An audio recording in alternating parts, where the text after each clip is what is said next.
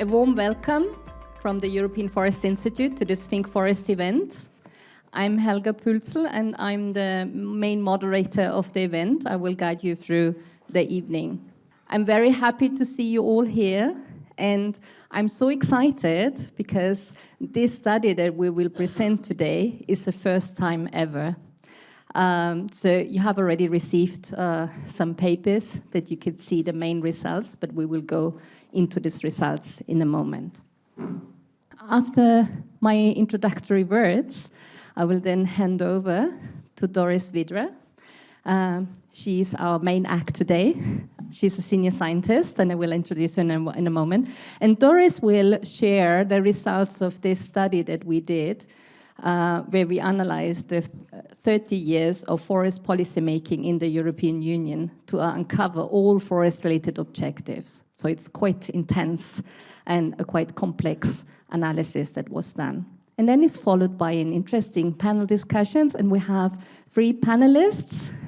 Sarah Adams will be our main moderator here, and the 3 panelists we will invite to come to discuss the challenges and the opportunities of forest policy governance in the European Union. And we expect an exciting discussion where we would also invite you to ask your questions and participate intensively. But now, let me say, forest governance has never been as important as it is now, not only because forest has so many different functions, and I don't need to replicate all of them, but among the most important is surely that it produces a lot of products that we use in our daily life, but then it also produces a sink that we need, a climate sink, but it preserves biodiversity. So it has many functions that we really need for our livelihood.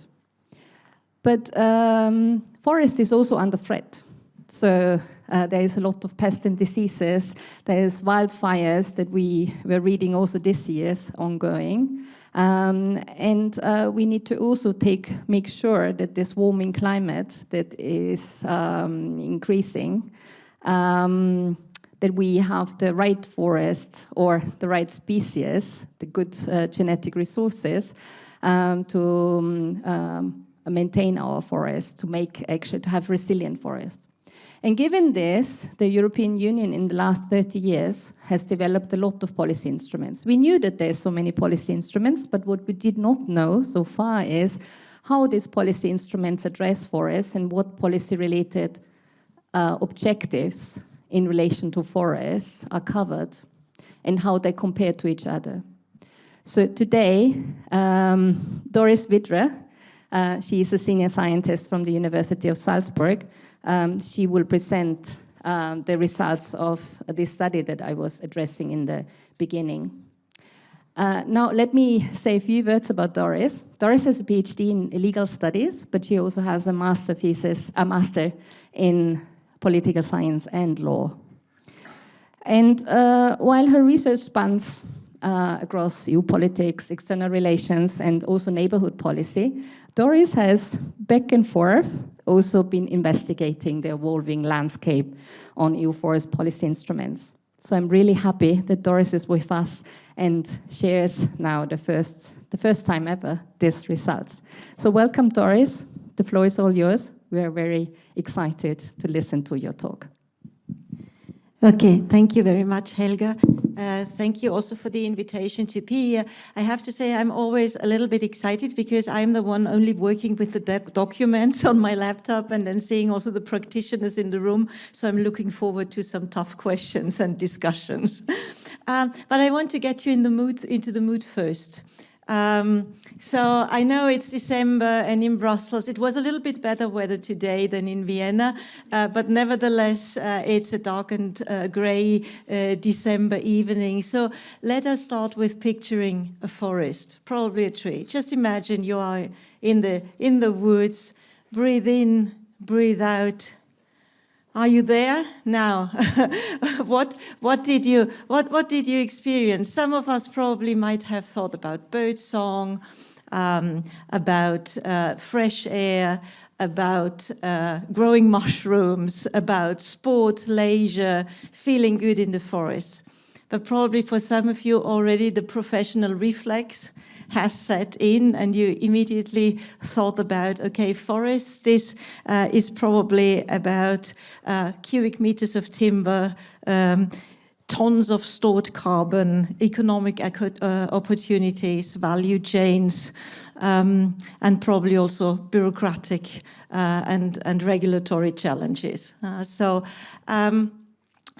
We all see something different in forests. We all expect something from forests. And I think it is quite interesting that we see that one of the most probably prominent definitions or concepts that has been developed for forests is that forests have become allies for us, for modern societies, to solve quite a number of different challenges that we encounter, and this ranges from economic competitiveness to climate change, but also from biodiversity to security challenges.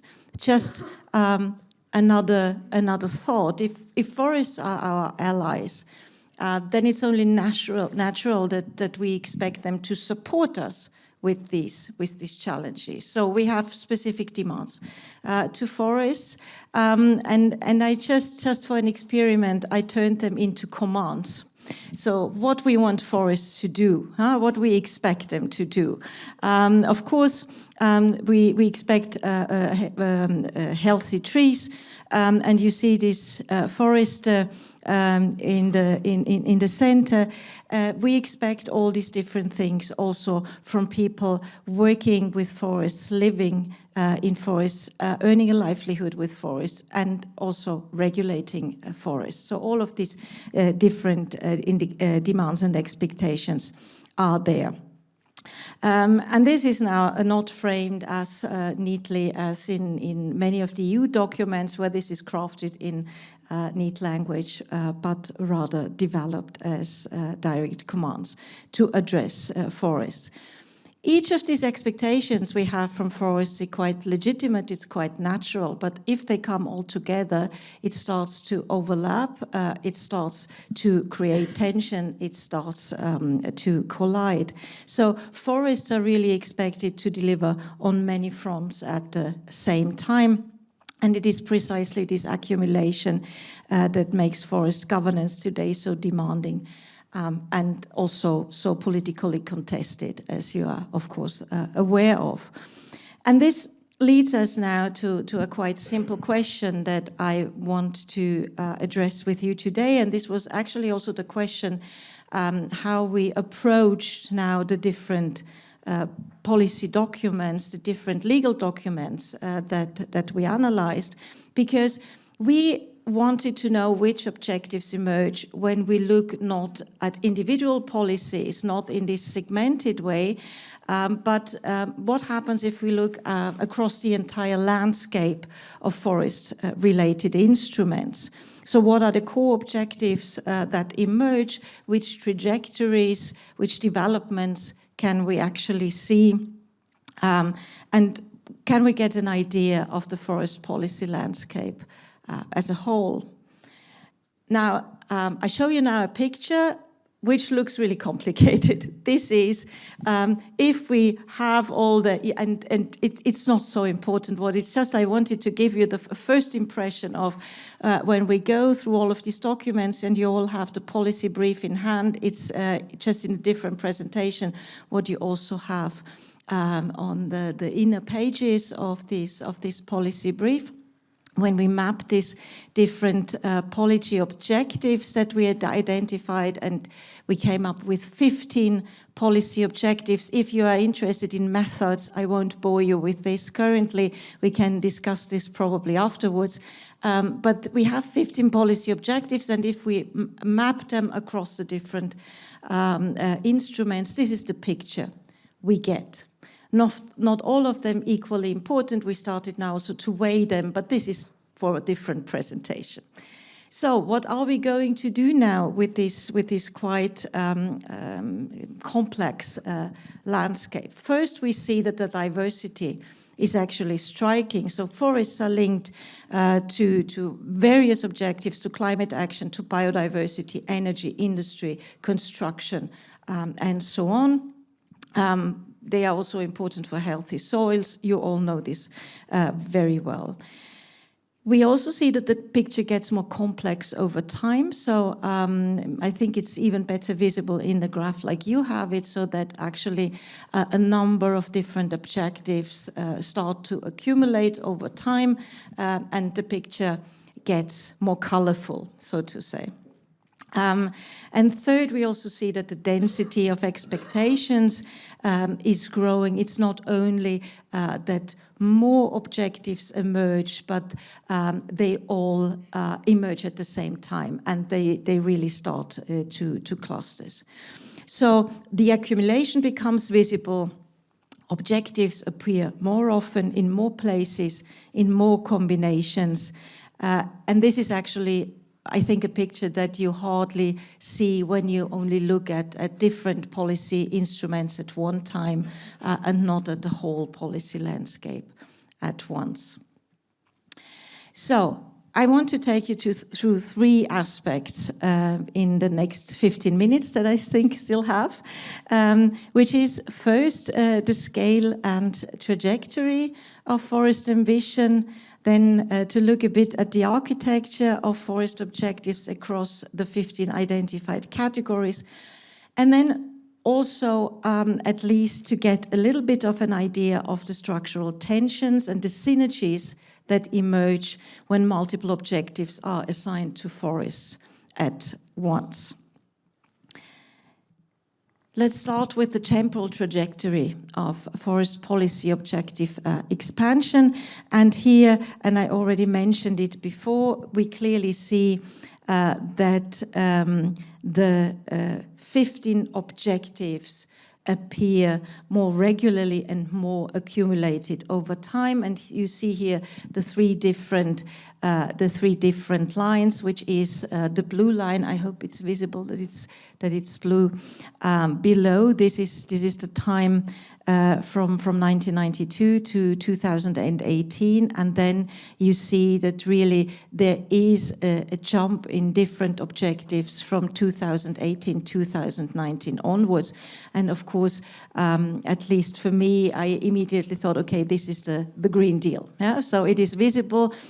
Also, when you look at the numbers of how often the objectives appear in the right-hand side, then this is also visible. So we see that ambition rises sharply across almost all objectives. So with the Green Deal, I would say that forests are asked to do much more to store carbon, protect biodiversity, provide renewable materials, sustain rural areas, strengthen resilient disturbances, and so on. So all 15 objectives are regularly mentioned.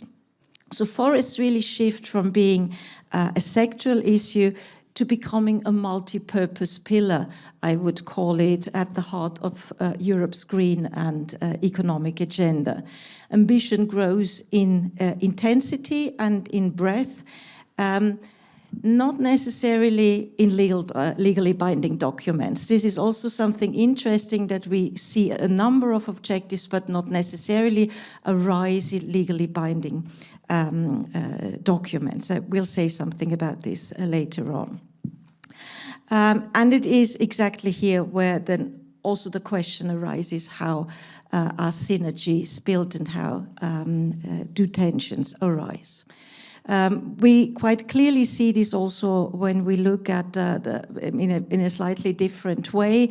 Again, now when we look at the time 2024 at your left hand side, then we also see that particular the different objectives really accumulate to the time before, and you also see that dimensions are much often, that you have a much deeper breadth of the forest policy objectives.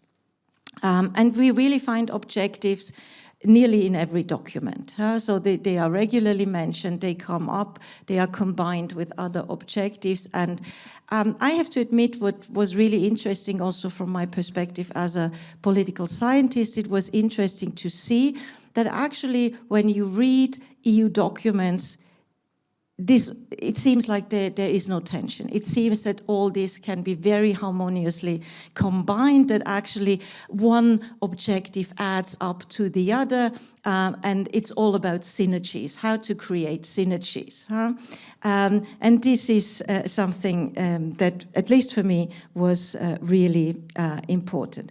What we also see that, of course, forests are positioned differently, also very much depending on the political context, where we have a lot of overlapping roles, biodiversity also contributing to mitigating climate change, but at the same time also creating new economic opportunities through ecosystem services or by other means. So we see that we see really this jump, and I think this graph makes it quite clear.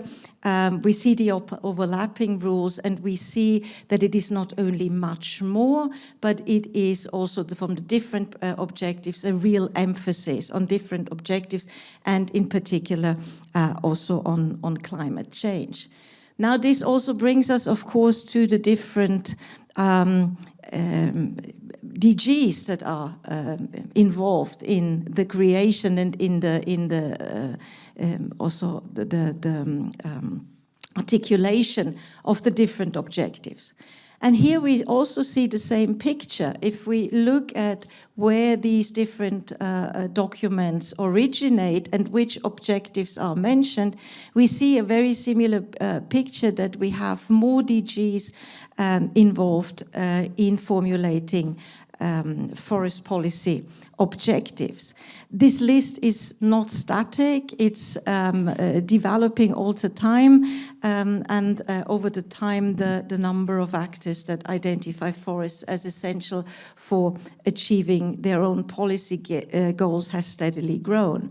Now again, the question for a political scientist immediately is, does this actually really create synergies? These DGs look at forests from very different perspective, I guess, with their own agendas in mind. And again, these different objectives formulated to reach specific goals may reinforce each other or pull into competing directions. And this is also something that I would be very curious also to hear then during the panel discussion and from your perspective. I already mentioned also that we have forest objectives, of course, in legally binding documents, and we have forest objectives formulated in non-legally binding documents. We see that we have more objectives in non-legally binding documents because many of the strategic visions that so harmoniously bring together different forest objectives are often non-binding. We find a number of these objectives brought together in communications of the European Commission, where you often have very broad mentioning and pulling different strings, you could say, when it comes to forests.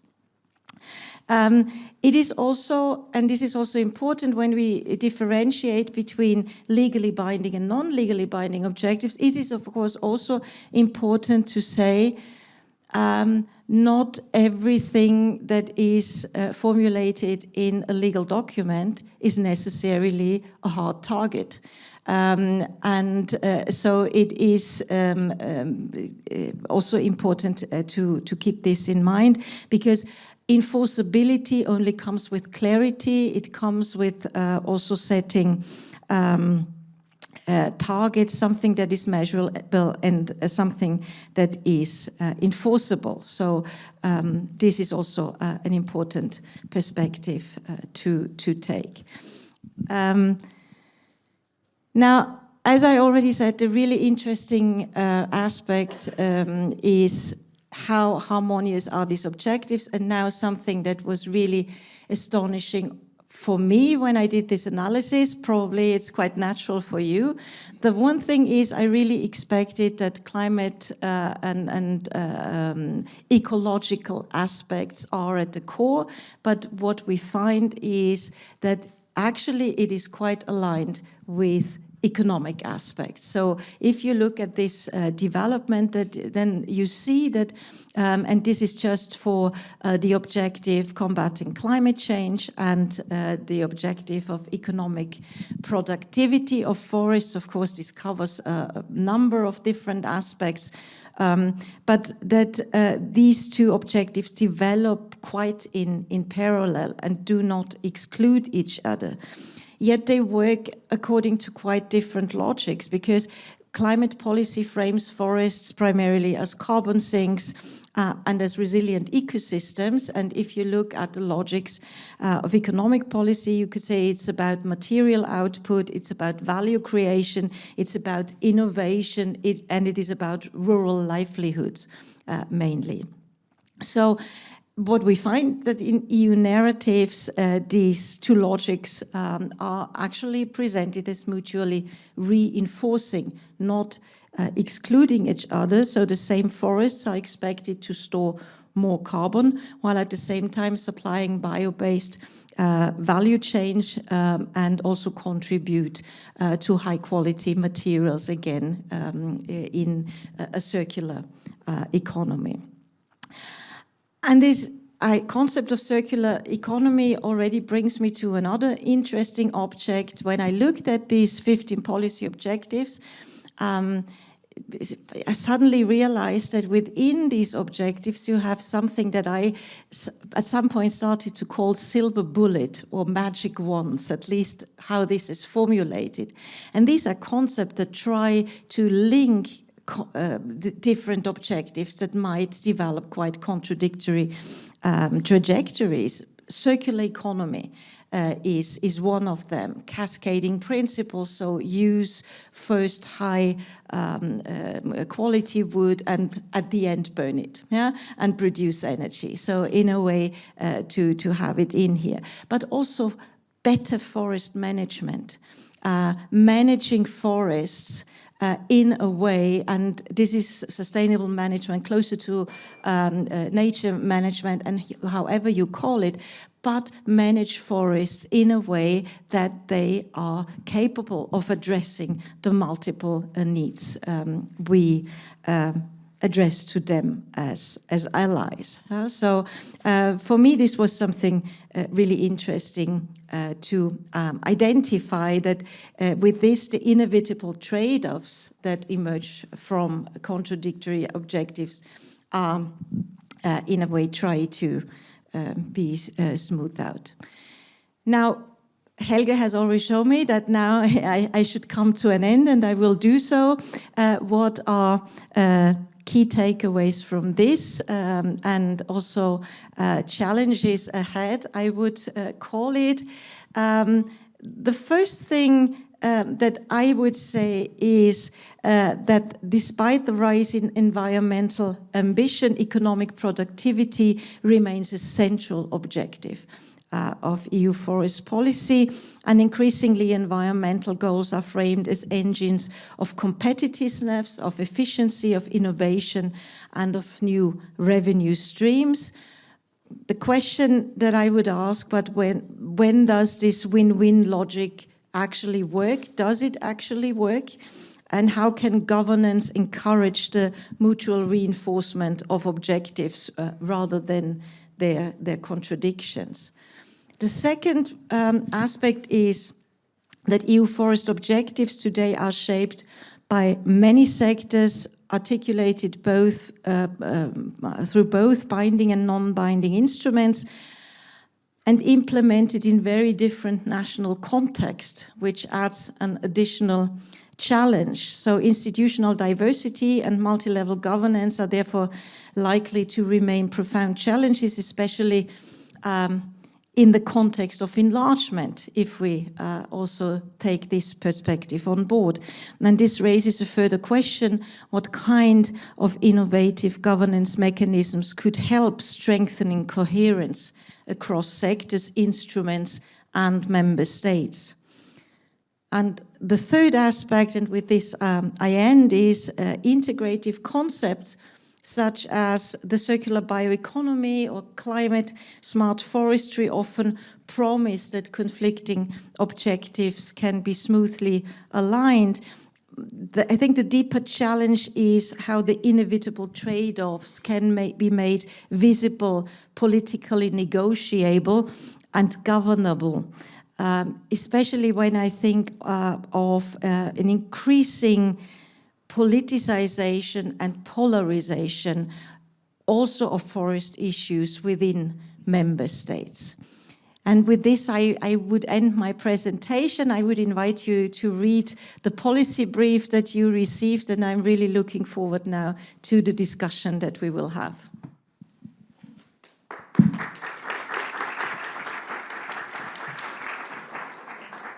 Thank you very much, Doris.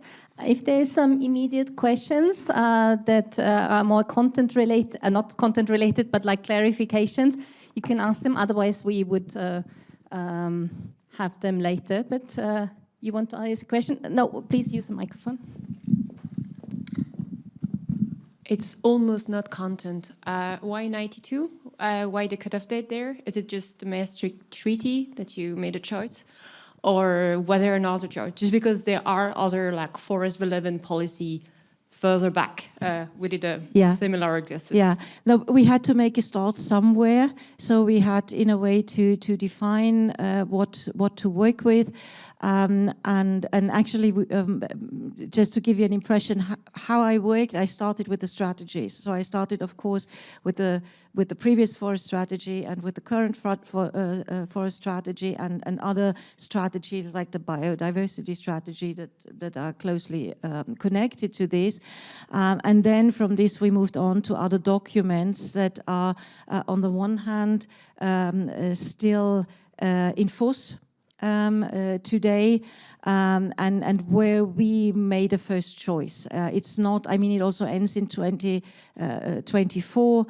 There is still work to be done and to be included, but we had to start somewhere, and I'm a one-man job coding all these instruments, so this was also something where we had to limit the amount, but we are of course aware that there is more out there, and that hopefully this will also be coded if this is of interest. Okay, thank you very much. I would like to invite the panel to come to the podium here, and also invite Sarah Adams. She's our communication manager in Barcelona, and she will introduce now the panel members to you. Thank you, Helga. Welcome to our panel discussion, which we're going to talk about European forest governance, the challenges, and hopefully the opportunities. We've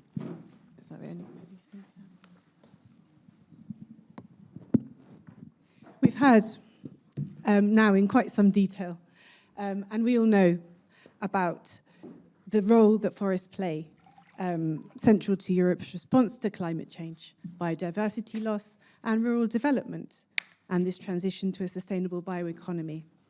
But as we've heard, with these expectations, we have some real governance challenges. And the EU aims to address these through its many policies, but member states also have their own policy styles, traditions, and instruments to protect and use forests. So we would like to explore these issues in the light of the presentation from Doris, and we have a distinguished panel of experts to join us who are ready to have a conversation with you. Let me introduce them, and thanks to all of you for being here. We have first, on my left, we have Christian Holzleitner, who is the current head of unit responsible for land economy and carbon removals at the European Commission, DG Klima. Previously, among other roles, he worked as head of unit for finance, for innovation and land use, and was assistant to DG Klima, covering all issues related to EU and international climate policy. Before he was in the Commission, he was senior manager with KPMG Germany on international transfer pricing. He's an economist and holds a PhD from the University of Linz in Austria. Next, we have Marta Gaworska, who is environmental attaché in the permanent representation of the Republic of Poland to the EU.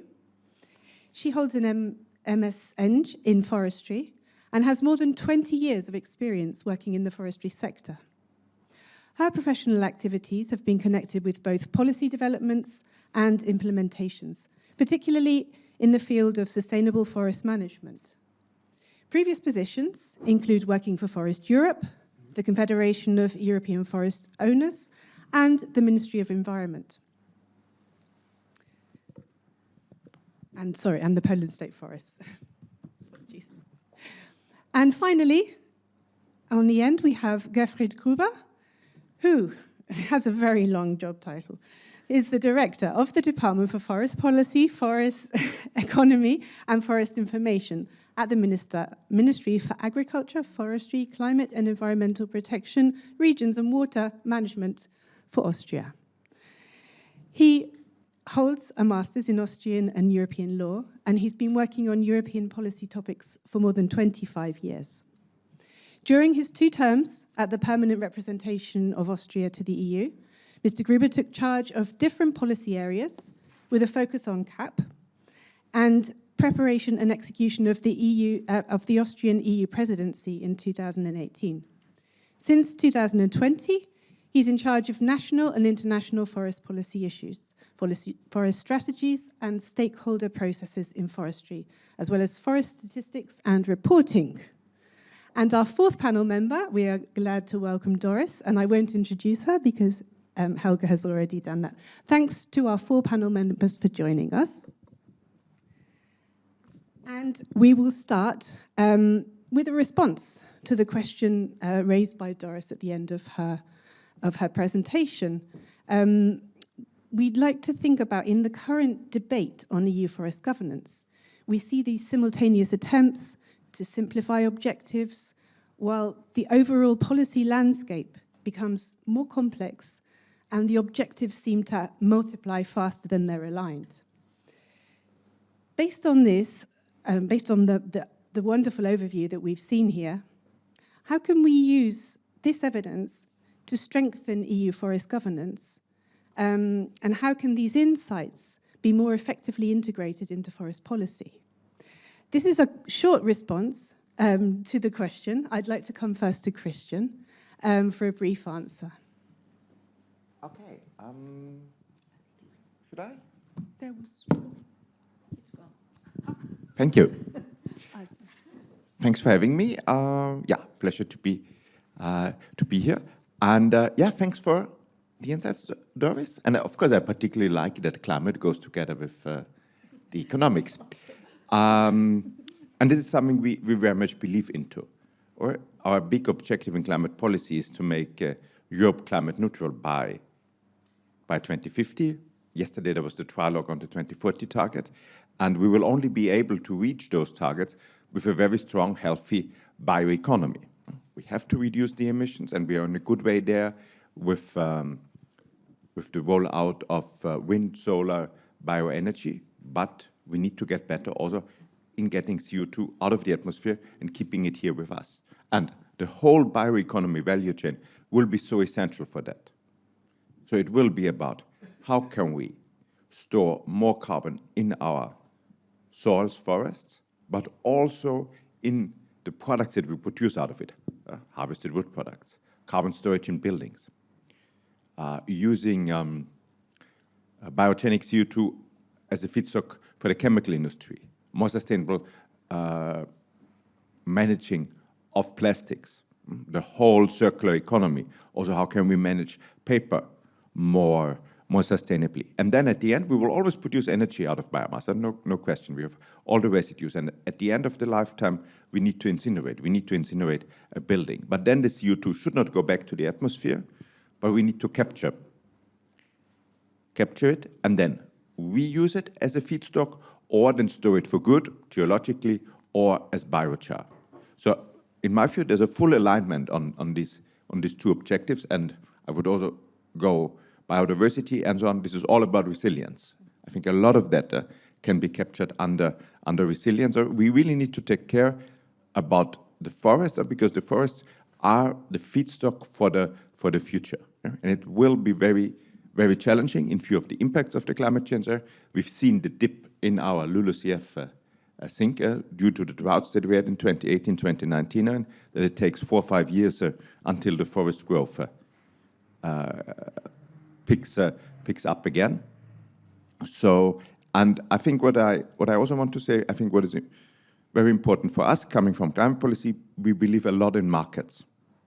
So we really want to see a stronger involvement of the whole value chain, giving the value chain the right incentives to decide, okay, where can I store most of that carbon?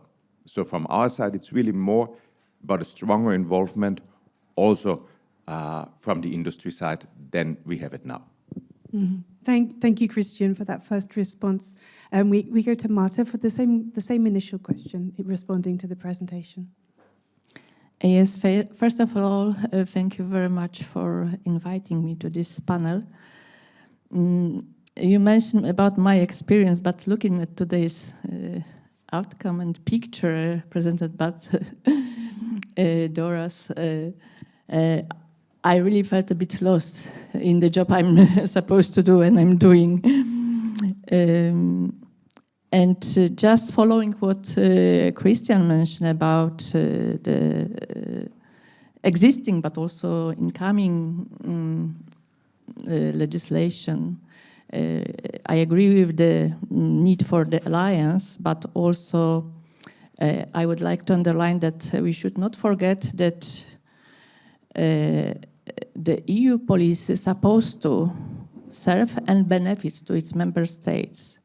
Here, I was really pleased, listen also that it should take care, in this case, I would say, take care about forests. And of course, then looking at the picture, the question arises how to really recognize the real potential and ensure the effective contribution of forests to all those different objectives. And if, in this case, those objectives should reflect what is realistically achievable, and if we are already in the stage that we really can assign for all of them, I hope that today's discussion will also guide our efforts in this direction. And yeah, I will stop on that for now. Thank you. Thank you, Marta, bringing the reality to the objectives. Gerfried, question also to you, and then we'll come back to Doris to respond. Hello, everybody. Good evening, and thanks for inviting me and that I may take part in this already quite interesting evening. Thanks, Doris, for this impressive presentation. Sorry.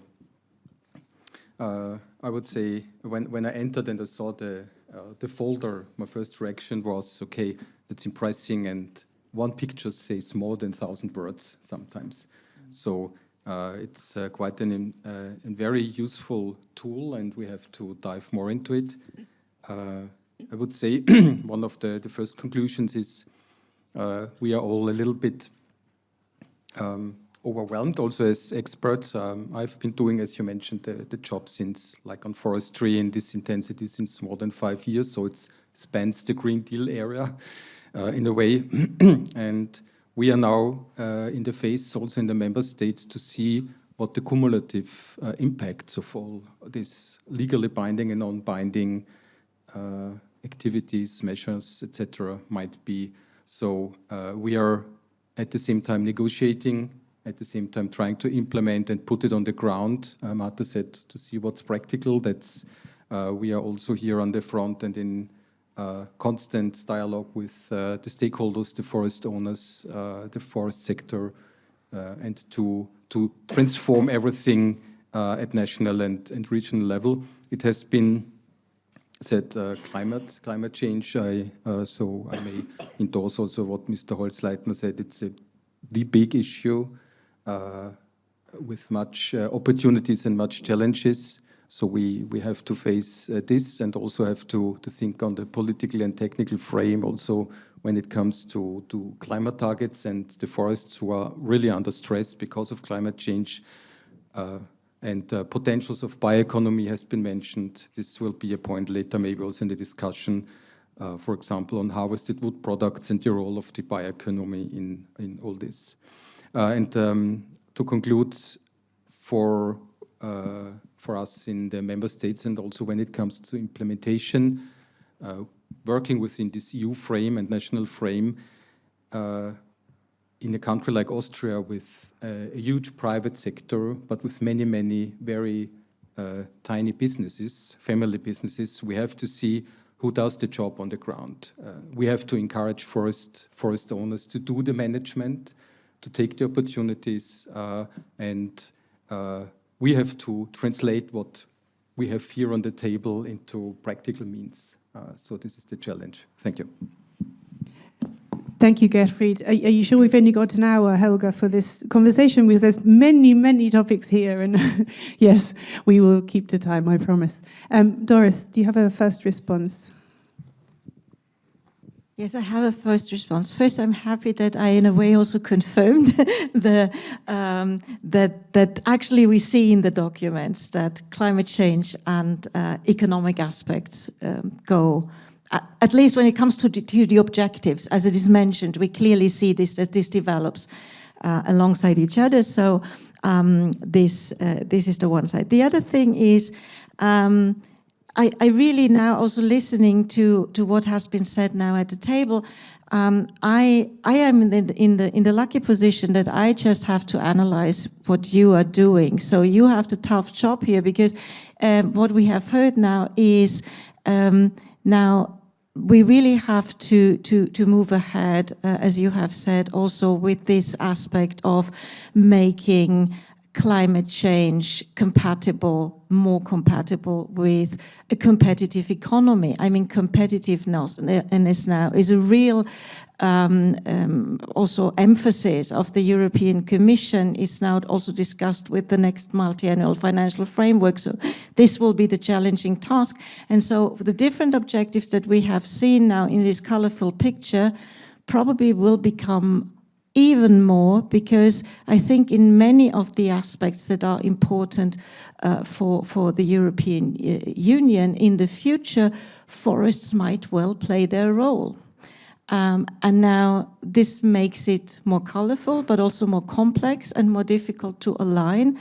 And coming back to probably also more challenging for the member states to align with this, and then also find their position on it. So at least for me, this will remain a very interesting field to study. Thank you, Doris, indeed. And it's this complexity that we would like to explore here this evening. And we're going to start with the first round of questions for the panel. You will get a chance to ask questions. That was the opening. And because of the time limits, I will give you some chance after this first round.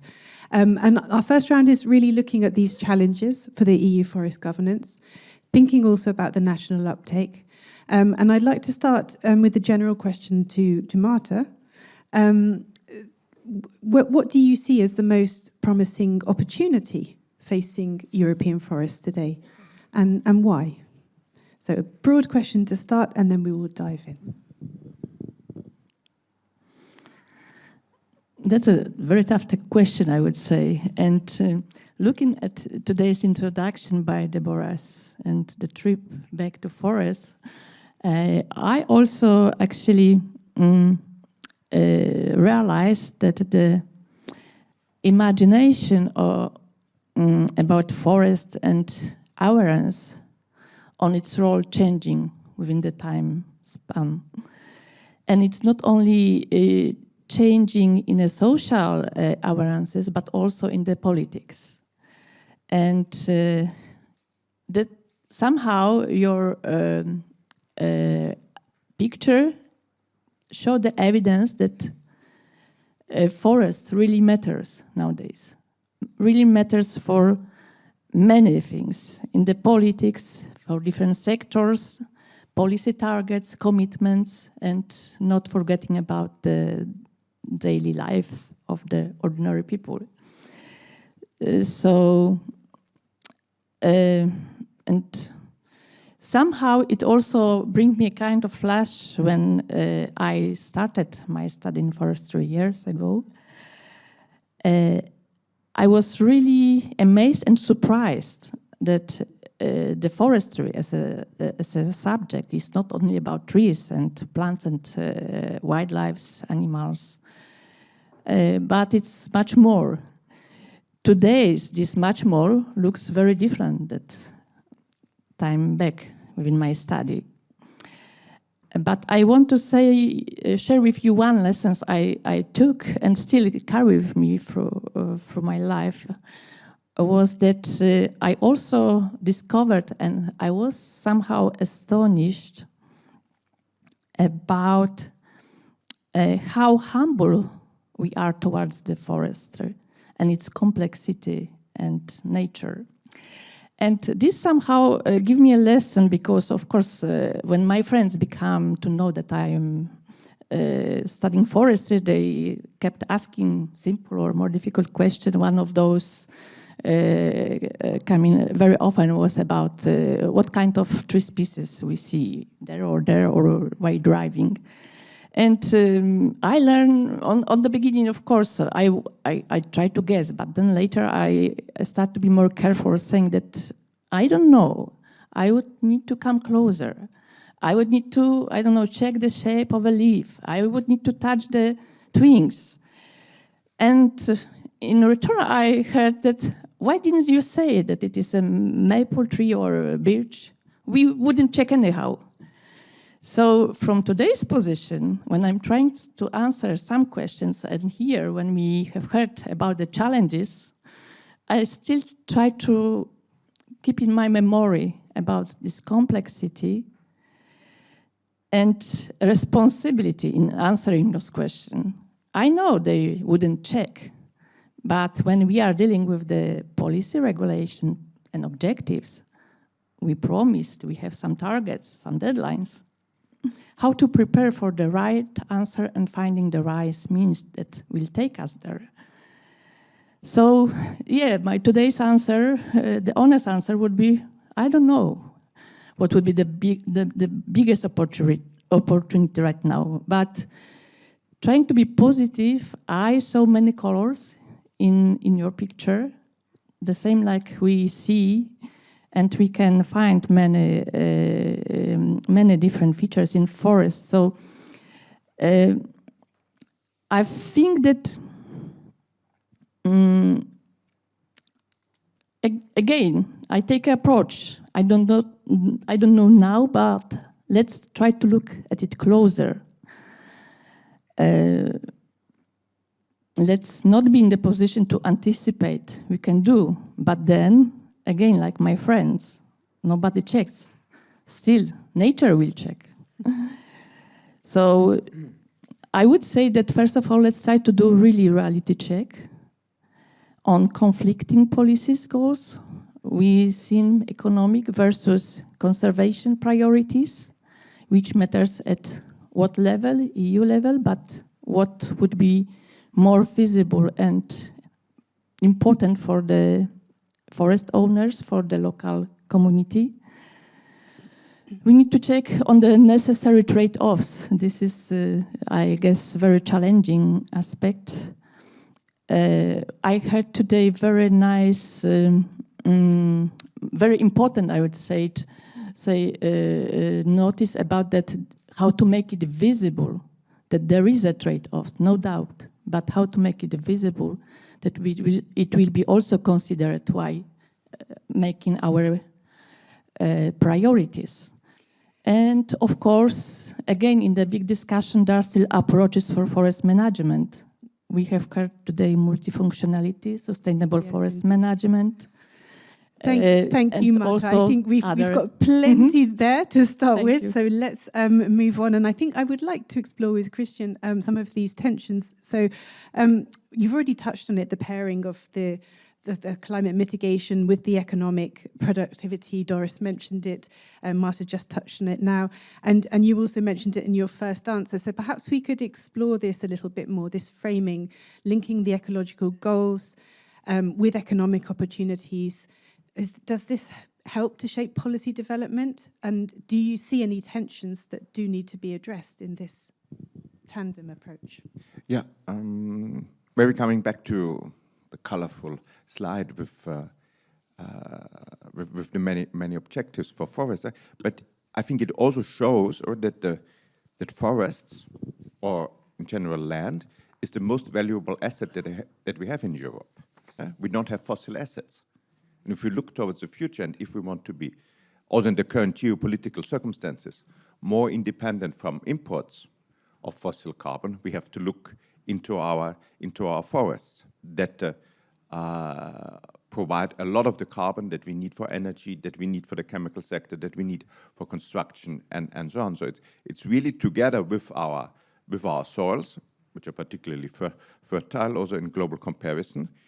These are the key assets that we have, and so in that respect, maybe it's not a surprise that so many are very much concerned about that state.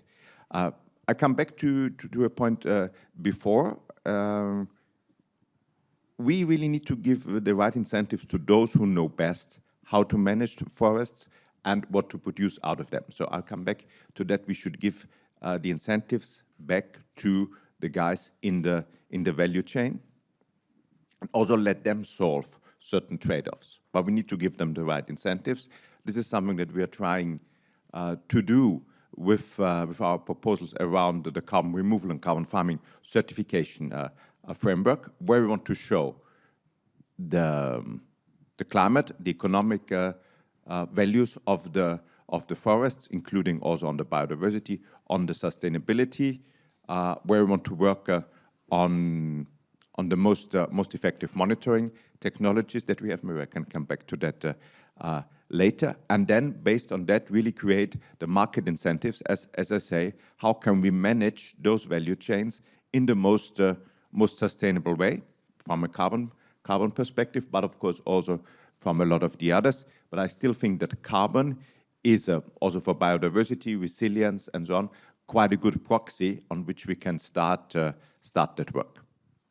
Thank you.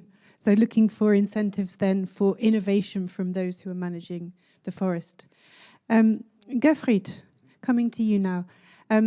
As there's no formal forest policy at EU level, there's no one formal forest policy, there's all these multiple policies, there's different DGs involved. On the other side, you've got the member states who've got their own forestry laws and national approaches. So this is obviously a challenge. And it does raise the question how to manage this policy coherence. So what's your view on the state of play from the member state perspective? If you could bring that aspect in. Thank you. Thank you. Thank you so much, Sarah.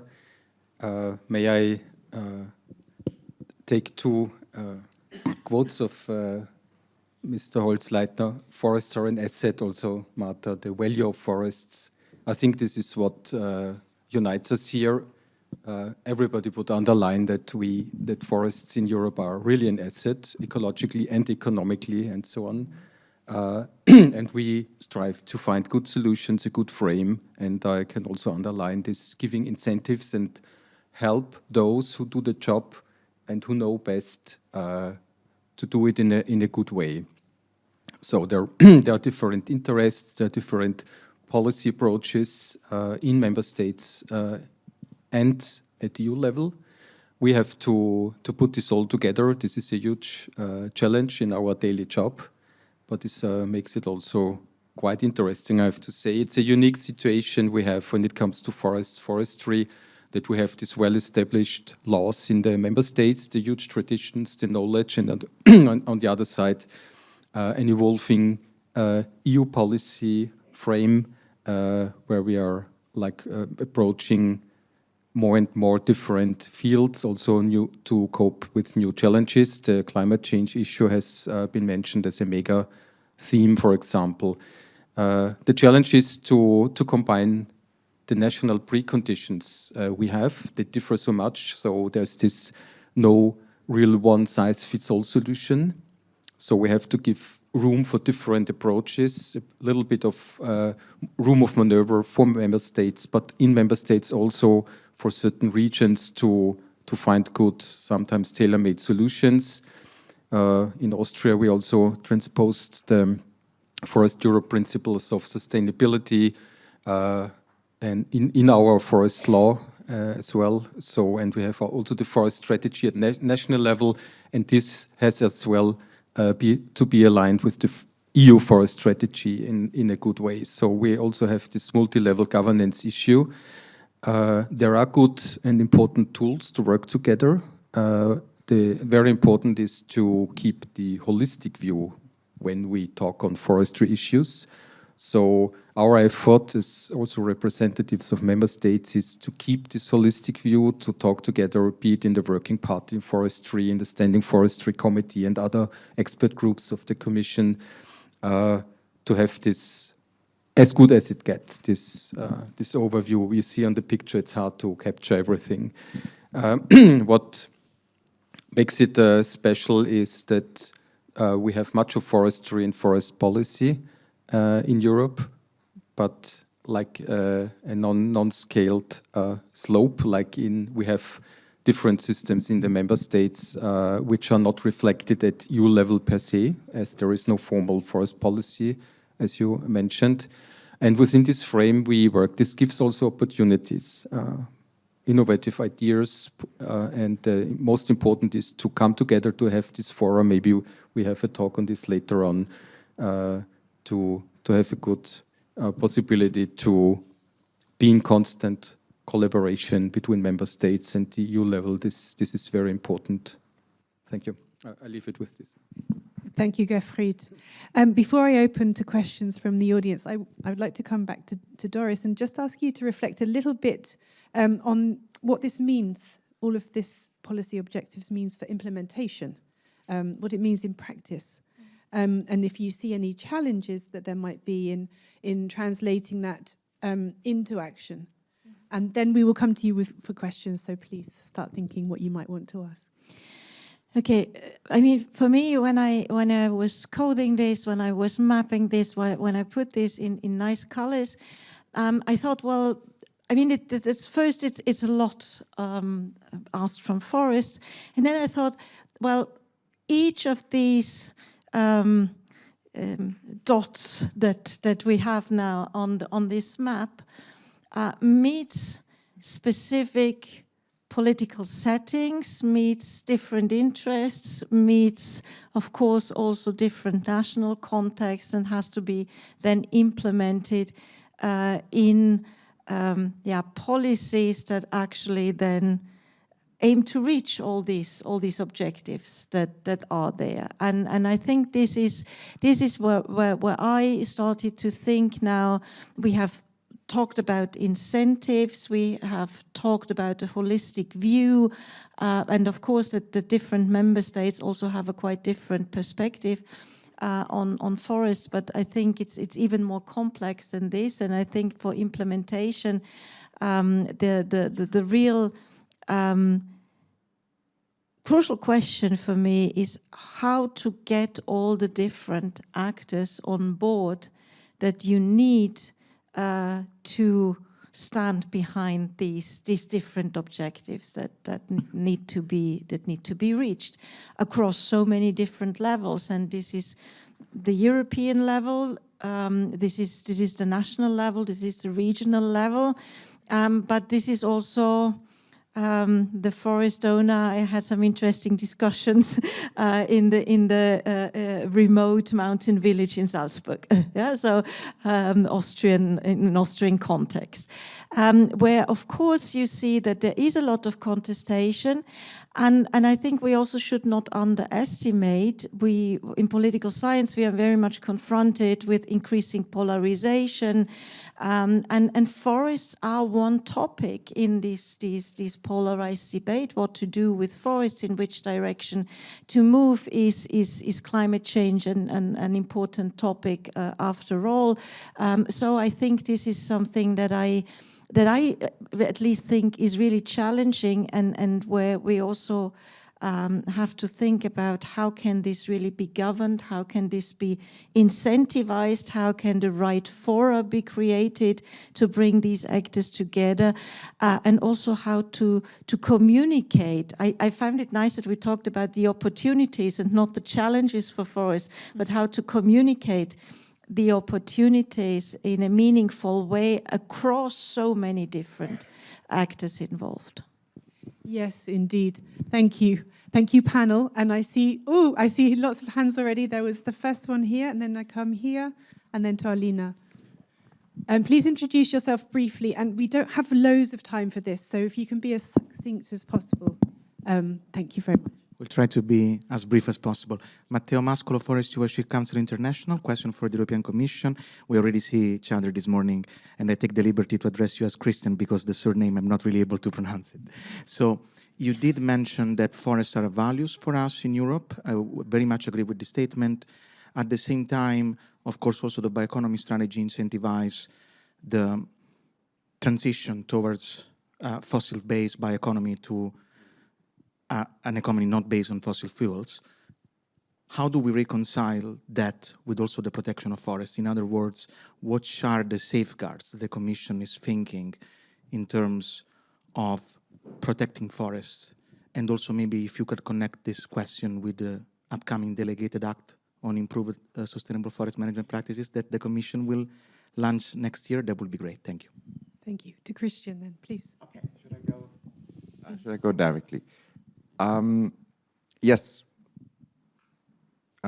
Maybe on the improved forest management methodology, in which we indeed will start working on. So we will first come with the methodology for afforestation. So we will come with the 3 carbon farming methodologies: afforestation, rewetting of peatlands, soil carbon, and agroforestry. Soil carbon, of course, also very important for the forests. We'll put them to the final drafts to public consultation, hopefully in January, and then have an expert group meeting around that. And then we'll take quite some time to work on the improved forest management. We call it improved forest management because there are, of course, big challenges in this with setting the baseline. As you also said, there are many different national approaches, but we are very keen to have then like one harmonized approach on that across Europe in terms of the monitoring.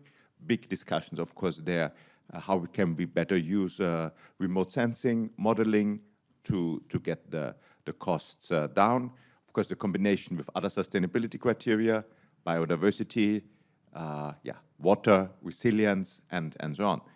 And as I say, I think when I also talk to the industry, I think this is in the interest of all of us. We need resilient forests. How to factor in already the impacts of climate change. So this is important for the baseline. What is the counterfactual? Where without forest management, where would our forests go? And there we see big risks, of course. Thank you, Christian. And do remember that there's time afterwards to have further discussions on these issues. I come to you now. Oh, you've got a microphone. I have the mic. Thank you. Emma Berglund from the Swedish Forest Industry Federation. Thank you to the panel, and thank you, Doris, for a very, very interesting presentation. I look forward to read the study in full.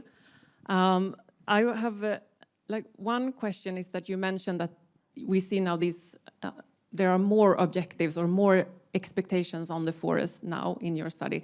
I was wondering if you have also analyzed are there more at EU level that maybe perhaps already existed at national level? So is it also a shift of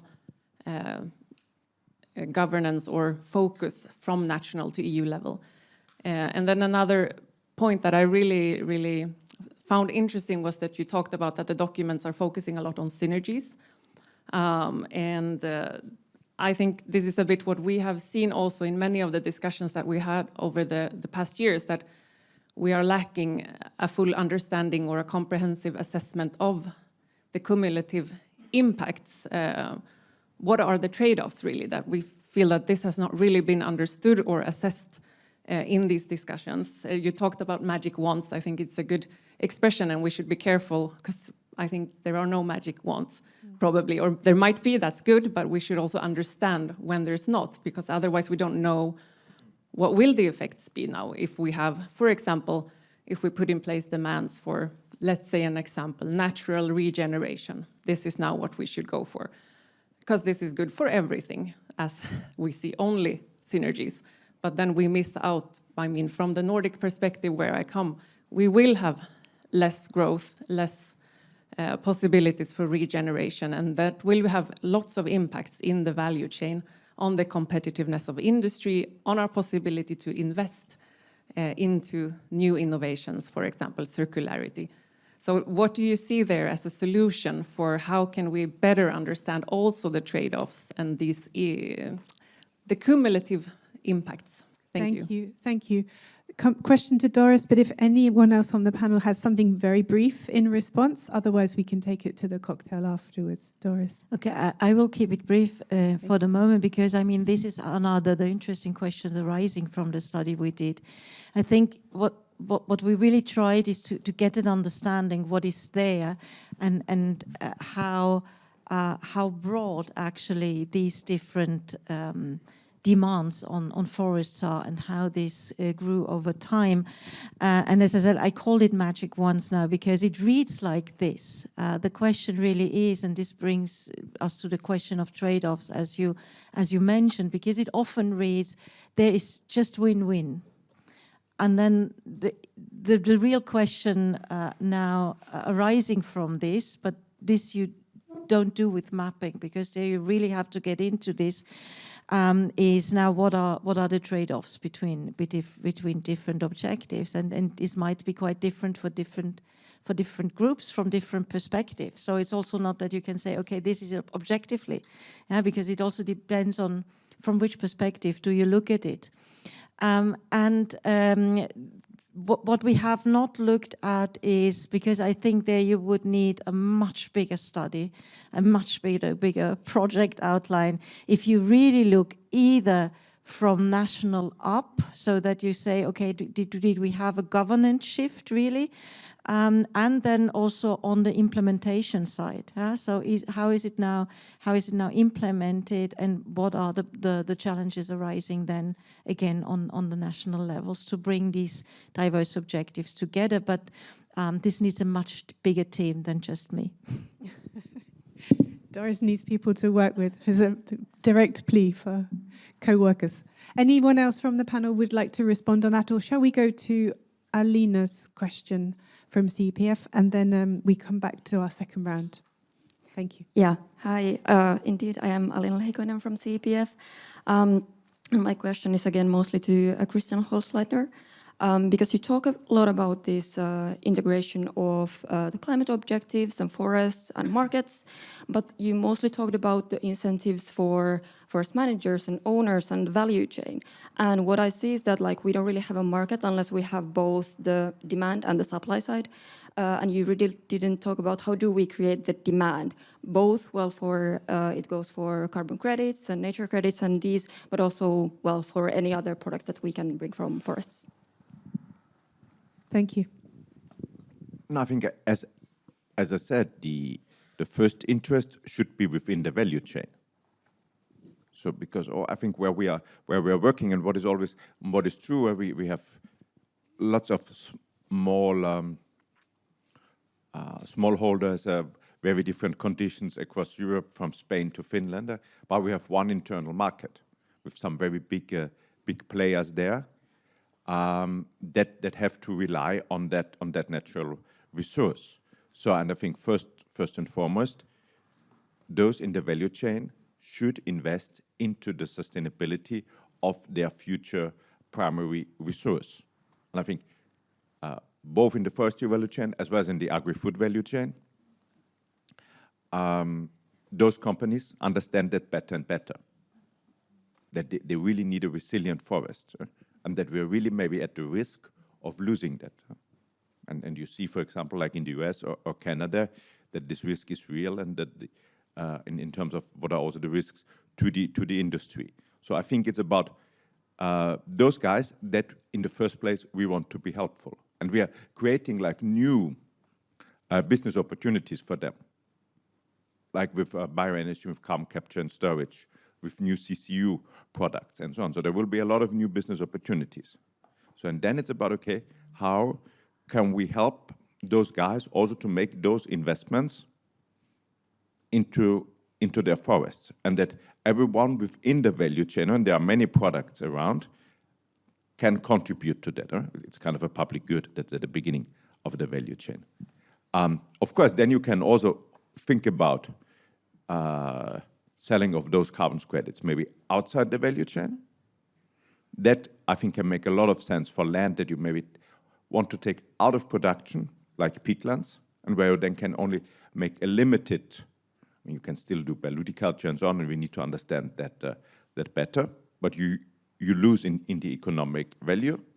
And then, of course, I think it can make sense to look into contributions from those sectors that want to make net zero claims, that need to offset their own emissions, airlines, for example, and then to create a market there and create additional income. But I think in the first place, we need to think about the value chains themselves. Thank you, Christian. Thank you. And thank you for the questions. We haven't got loads of time left, but I do want to move on now to think about opportunities where we've got quite a broad spectrum of questions for this second round. Opportunities for common agendas, maybe thinking about monitoring and implementation, and even outreach to citizens. So we've got a broad umbrella. We've got 4 questions. We've got very little time, so as brief as you can be so that everyone gets a chance to respond and we can still invite the audience in. Christian, first of all, I wanted to think with you about the opportunities to enhance these common agendas. So maybe the 15 objectives can help there. Could they be helpful for governing decision-making or even stakeholder expectations?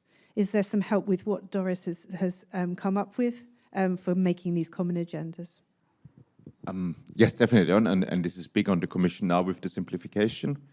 Very concretely, we hope that what we do under our certification framework, with developing these methodologies, that we could also make, for example, a link to the taxonomy, so that it's clear what is certified with us is also cleared with the taxonomy.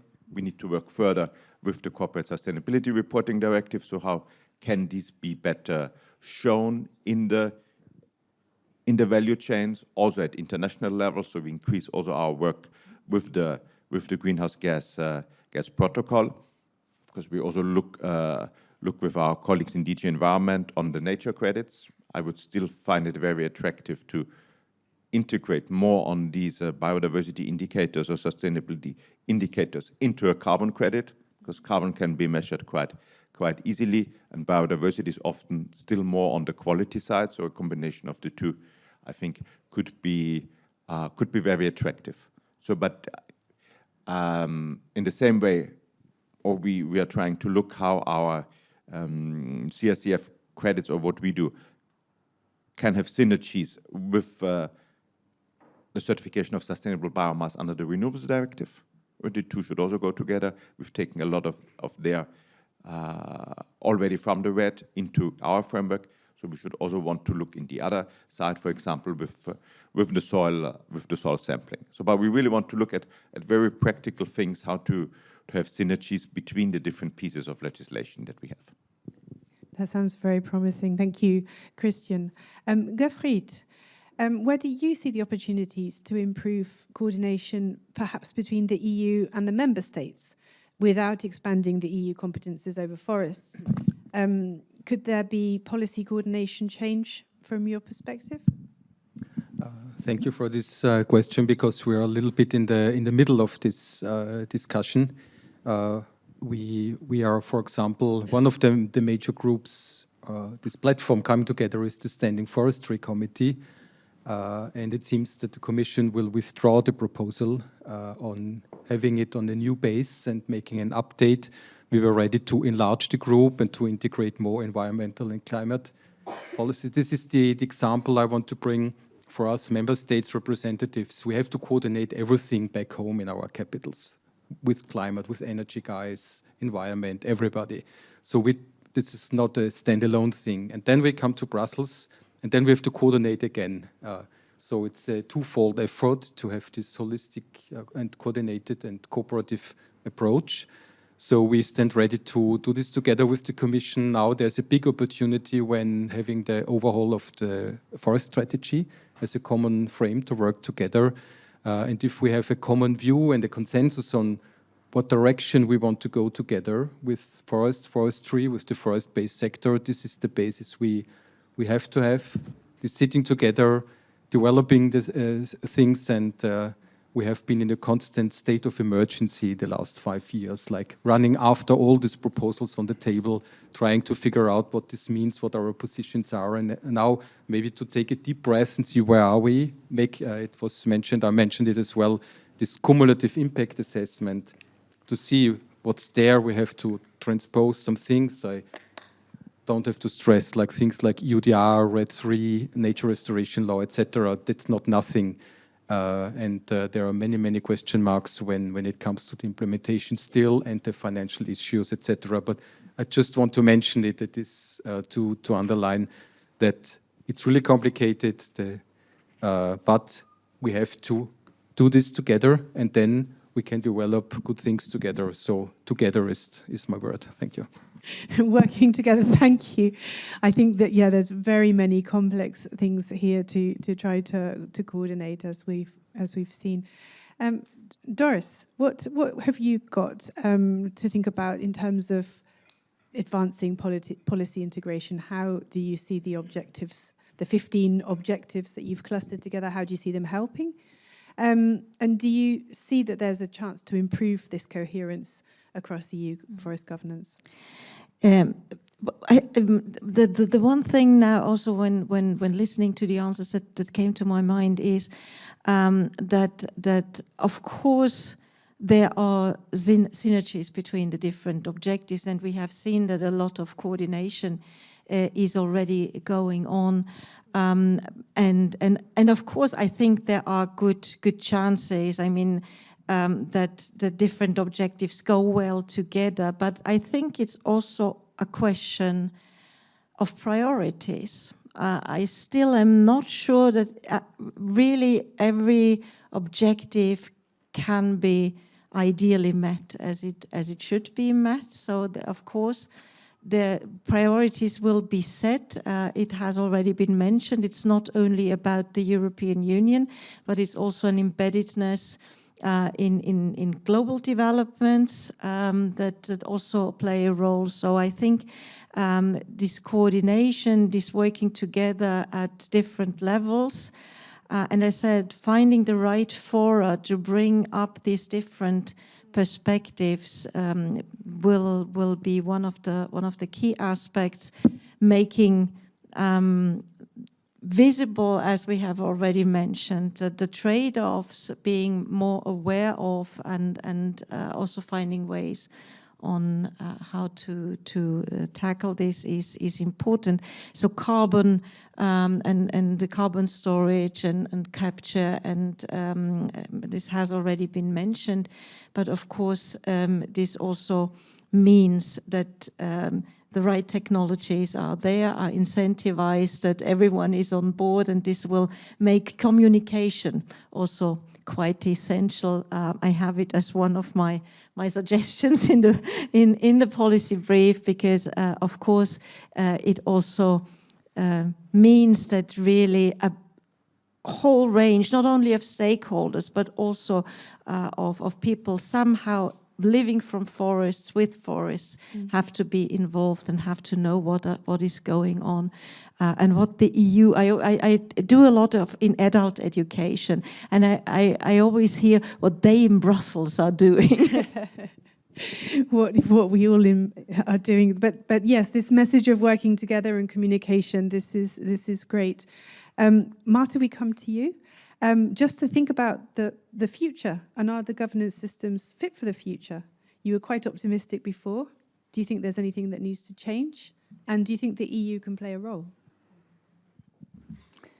Changes might be good, of course, to a certain extent. And yeah, if we do it, let's do it only together, I would say. So we already have heard from the Commission perspective about the need for synergies. I can only agree with that. And also I can align with what Gerfried said about finding the better way for coordination at the EU level about the situation with the Standing Forestry Committee. Yeah, we are moving. I'm not sure. We are still moving, but I'm not sure in the right direction on that. So I would say, and actually we already have heard from the audience that and I believe we can agree that not one size fits solution fits all. So when I look at that, I think that bottom-up approach in policy-making process is crucial, especially in forestry. Should be never another way around. And knowing that EU forests are incredibly diverse, we can already sense the challenges. So yeah, let's try to still make it as much as possible anchored to the ground up level, which really can help in finding us and create the solutions. We need the tailored solutions for many objectives. We need practicality in all what we have heard, and this should be done, as I mentioned, from the bottom-up approach rather than imposing the top-up regulations. Mm-hmm. And yeah, as a final word on that, Europe has a great achievement in sustainable forest management practice. We can talk about it on many levels, especially practical levels at the member states' achievements. So we cannot lose it. Let's not lose focus on when we already have a good basis to continue and develop and change if needed. Thank you, Marta. Tailored solutions and bottom-up approaches sounds wonderful. And I'm not going to ask if anyone's got a magic wand, but if you have any solutions, if you have any ideas, that's also things that we can talk about. We don't have very much time, so I can take any questions or 2 questions maximum, and any comments on what we've heard. Thanks, Rahaf. Thank you. So Helen Koch, I work for CPF, the Confederation of Urban Forest Owners. It would have been a question for the whole panel, but I suspect, Marta, you've partially already answered it. It was reflecting on a very concrete case. The Commission recently announced that they would withdraw the forest monitoring law proposal. And then we have had 2 years of experience after the proposal and several years before the proposal. And here, well, we are facing a failure given the withdrawal and the decision of the Commission. And so, according to you, what are the lessons learned from that process and what can we do better? We discussed that the review process of the forest strategy is ongoing. So what are the lessons learned that could be there? Today we had an omnibus that announced a stress test of the Nature Directive. At this very minute, I'm not sure what a stress test is in EU policy, so I'll be investigating that. But so in those further process, what are the lessons learned of that specific policy file? Thank you. Thanks, Helen. I come to the panel. We have 2 minutes. Who would like to respond? Yeah, we were quite disappointed about the whole process on the first monitoring law. I can talk about the climate side from us. We thought it was an opportunity for cost reduction, for making more efficient monitoring, more timely monitoring. So to introduce new approaches through satellite monitoring, LiDAR, drones, modeling, to make it all easier and have more timely, up-to-date information, both for us as policymakers, but in particular also for companies. It seems it was not the right format. It was not desired at that level. I still believe a lot on the substance that we had there. So we are now working on that within the certification methodologies, and I still find amazing what you can do there. So with the certification, it will be a more voluntary approach, an approach closer to the business. But we, from that side, we are very much continuing on that and very much believing in that that forest monitoring can be done cheaper and much more in real time. And should be valued indeed. We have to close it there, I'm afraid. Oh, Hel, what do you think? Just a short also yes. replay following. I have to say that I was disappointed, not about the process, but about the results, of course, because the process somehow showed us, and I guess it was very good lesson for all the member states, how to cooperate and how to really voice our approaches, because largely we agreed and we tried to communicate also towards Commission and stakeholders about how far we can go with the monitoring and in what ways it could be really achievable and beneficial for the member states. So yeah, that is my experience, my very, I would say, great experience, especially that it happens. I mean, the finalization of negotiation took place during the Polish presidency, and I had the honor and great channel to lead this. So yeah. Thank you, Marta. I'm so sorry that we have to close it there, but we have a cocktail session, so you can carry on talking to each other, just not with microphones. It will be nicer. I'll hand back to Helga for some final words. Thank you, Sarah. Thank you very much for the exciting panel discussion. I feel sorry that we have to conclude here, because I think there might be some more questions in the room. There's a feeling for it, but I hope you can stay. So we can discuss more thoroughly with our panelists. But again, let us give them a big round of applause. I think they did fantastically.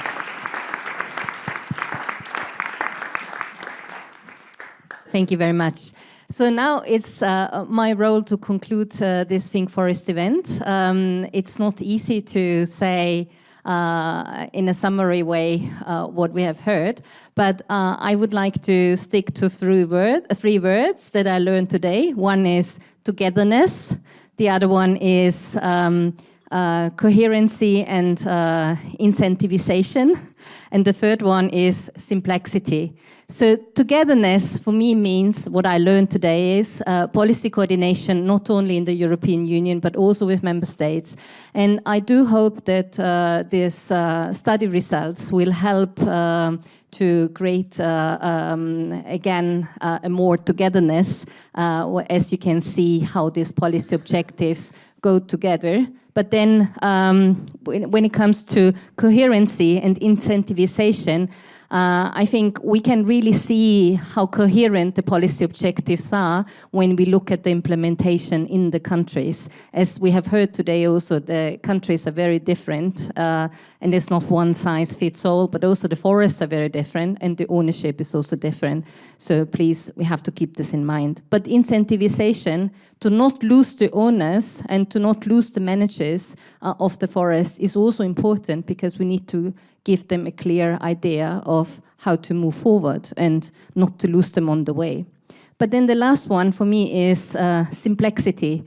So simplifying complexity. This is, of course, very difficult, but as we have heard today as well, there is incentives to bring policy instruments together. But then also, I think this work that Doris has presented and done can also help to simplify the complexity, because you can talk about different policy objectives from very different policy instruments perspectives and see how these actually go together or not. And we hope that this will help. But last but not least, I would just like to also take up what we heard in the panel, that forests are perceived differently and citizens' perceptions are always very important. So please don't forget, all this is done to the benefit of us, us citizens. So let me say thank you very much, and the European Forest Institute wishes you a great evening, and please stay with us for the cocktails. Thank you.